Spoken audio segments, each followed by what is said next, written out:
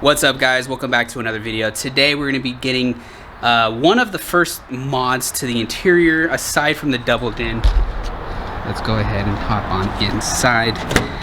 So aside from the double din, which I did not film, but we got that installed. Aside from that, today we are going to be removing this thing right here, which I actually like.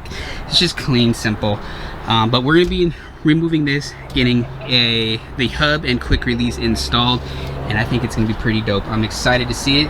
Hope you guys are excited as well. If you are, make sure to hit that thumbs up and subscribe down below for a lot more content.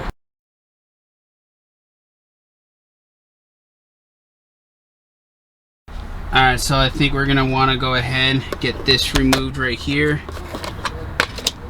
We're going to want to get that removed, and then there's another one on the opposite side we're going to want to remove as well. I got my tools right here.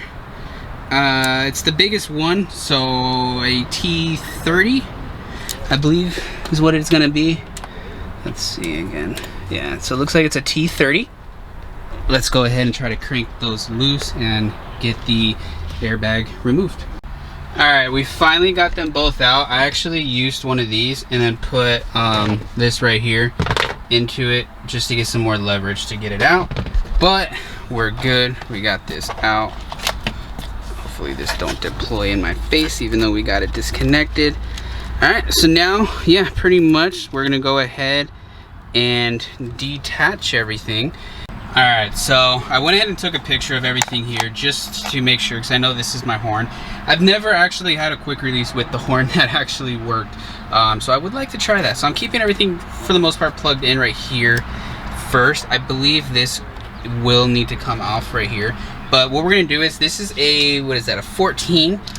We're going to want to loosen it, but you're not going to want to take it off. At least a thread or two. Pound it loose and then do it. That way you're not shaking it and then you hit yourself in the head if it breaks loose. So I usually loosen it, put it back on like 1 or 2 threads, and then we'll get that off.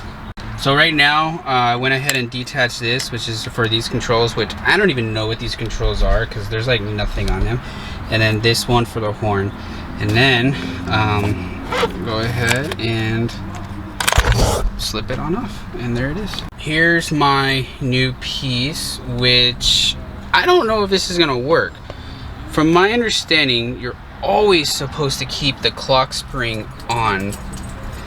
And here's the horn right here. Okay, but how is all of that gonna fit on, especially with these two pieces? Interesting. Alright, I'm gonna do something which really isn't entirely the right way, but I'm gonna try it anyways. I'm gonna remove all of this shielding stuff. How do you do it? Oh, there's gonna be 2 screws there. I'm gonna, actually I don't think we have to. I'm gonna remove the clock spring, because I don't know what's up. It said this was made for it, but there's no possible way. And I can always, I have an aftermarket horn on that, which we can literally install right here. So I'm gonna do that and see, I guess, kind of what happens. I'm gonna be very careful, that way we can savor this up. We can use it in the future if we need to.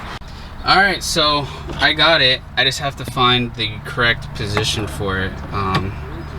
So it goes all the way in and everything. It does that, but I think with the nut on, it should be better. Should be good.